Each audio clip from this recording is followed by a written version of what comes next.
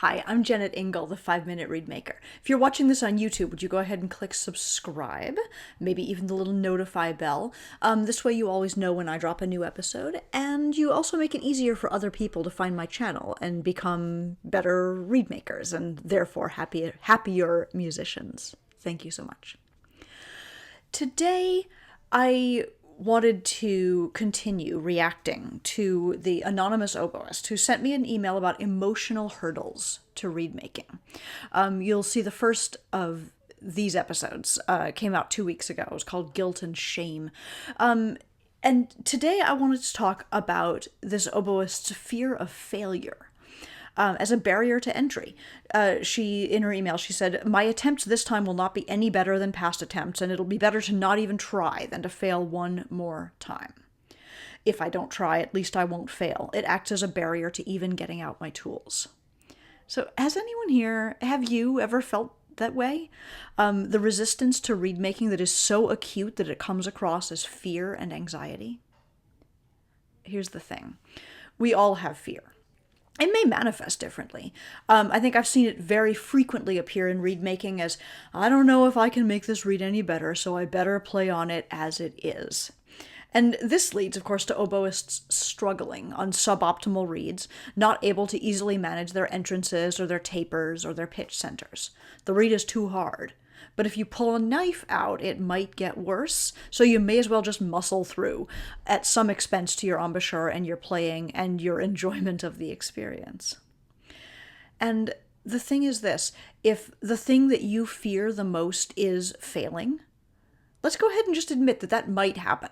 It is completely possible that you'll spend an hour at your reed desk and have nothing to show for it. It is possible that you'll work on your not quite great reed and ruin it completely. These things do happen, and they happen to everyone.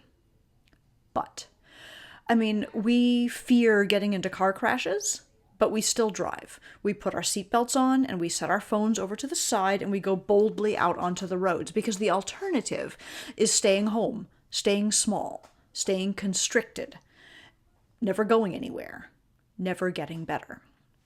We can put some safety measures in place for our reed making. My first rule is that I never work on my best reed, no matter how tempting it is. Even if it's not great, if it's functional and nothing else in the case is better, I'm going to leave it alone. I can work on my second best reed, and if it becomes my best reed, then I can go back and work on the other one. But that one best reed is my safety belt. If worst comes to worst and I wreck everything else, I can still walk out on stage with that guy, that one that is the best reed. Another safety feature, I can create a check-in process with myself. If I destroy 2 reeds in a row, I have to take a break. At minimum, this gives me a little space to breathe before I spiral into a negative place and break a whole bunch more. But ideally, it also gives me time to analyze what's going on. Did these reeds die because my knife was too sharp or too dull? Did these reeds have the exact same problem, and did I try the exact same solution twice and it didn't work? Maybe it's time to form a new hypothesis. Maybe it's time to back up a step and try to not have my reeds all have that same problem. Maybe it's time to watch a video or reach out for help. I don't have to sit at my reed desk wasting time and money and failing to make reeds. There is a way out. And so once you put your safety features in place, then I have some ideas for you to deal with that fear. In my Oboe Reed Bootcamp and also in my Zero to Reedmaker program, I offer the idea of an experiment day, in which the goal is not to make a good reed, but to figure things out, to make a hypothesis and to carry out an experiment, and whatever you do, to do it enough to really feel the difference. Because often as we refine our reeds, we do just the tiniest little adjustment, and then we do another tiny one, and then we work a little bit in the tip and a little bit in the heart and a little bit in the back, hoping that something will help, but not sure at the end of the day which thing it was that really did help. But on an experiment day, you decide to try leaving your heart thicker, and then you make it way thicker and see what that does. And then you can try to balance the reed from there, or you can bring that thickness down little by little, focusing only on that variable, until you understand what too thick a heart feels like, and what happens when you change that variable, and what you might be able to do with that information going forward. On experiment day, you might end up with a great read or you might not. But if you can devote an hour and a few pieces of cane to an experiment, you will at least have data and understanding. And isn't that a good way to face your fear? Like, knowledge is a really good argument to fear. Another idea is this. You can talk yourself through the process, both the reed making and the fear, actually. I love the exercise, which I use when I'm finishing or adjusting reads, of putting words on what I don't like about my read. Sometimes we just kind of lean in and start scraping without thinking first, and this might work, but more often it just leads to the same sort of mildly disappointing reads we've seen over and over again. If you get specific about what you don't like and formulate a plan to fix it, then this verbalizing of the problem really helps you. So, for example, I don't just say, my read is too hard. I say, okay, my read is too hard. Specifically, it feels like it's too open, and even though it responds well, I can tongue on the read really easily, I can't seem to move easily from note to note. It's a resistance problem. And having clarified that for myself, it gives me the idea that, okay, I'm going to try to work in the heart for that problem.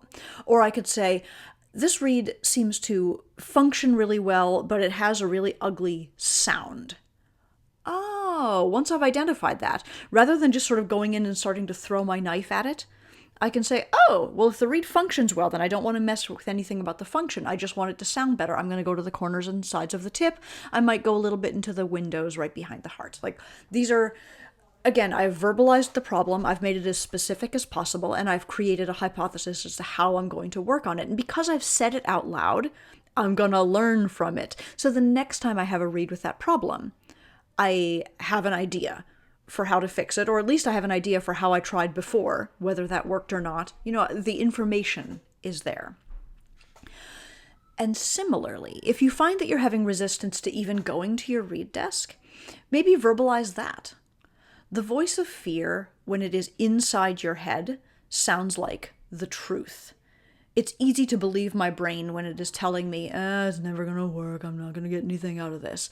But if you hear it out loud, maybe you can hear it for what it is. It's fear. It's not necessarily true, and you can argue with it, or you can engage with it, or you can prove it wrong. You don't just have to believe it. So it could sound like, if your fear is saying, what is even the point? You know you'll fail again, just like you always do. You could argue back. Really, fear? Really? This is not a high-stakes endeavor. It's just a bunch of little pieces of damp wood. Maybe your fear might say, you can't make a read worth anything. Well, fear, maybe I can't yet, but I can sit down and learn something today and maybe get better at it. Maybe your fear says, you might as well not even start. Look, I could watch Netflix for the next hour, or I could make reads while watching Netflix, and at the end of the hour I will have done something. What are you doing, fear? Anything productive? I know this sounds silly, but remember in Harry Potter, those Boggarts that take the shape of your own worst fear, and they can paralyze you, right? But the way to conquer the Boggart, which is impersonating your worst fear, is to make it ridiculous by putting a silly hat on it, or finding a way to laugh at it.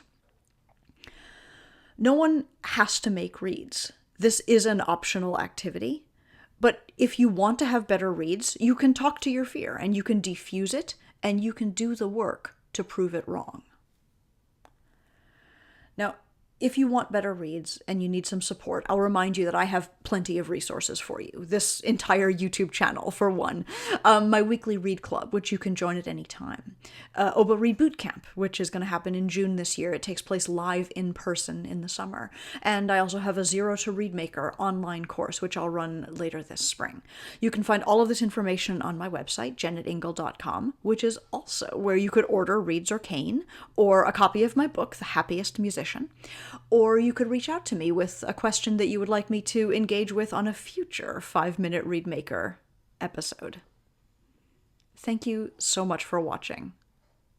Have a great day.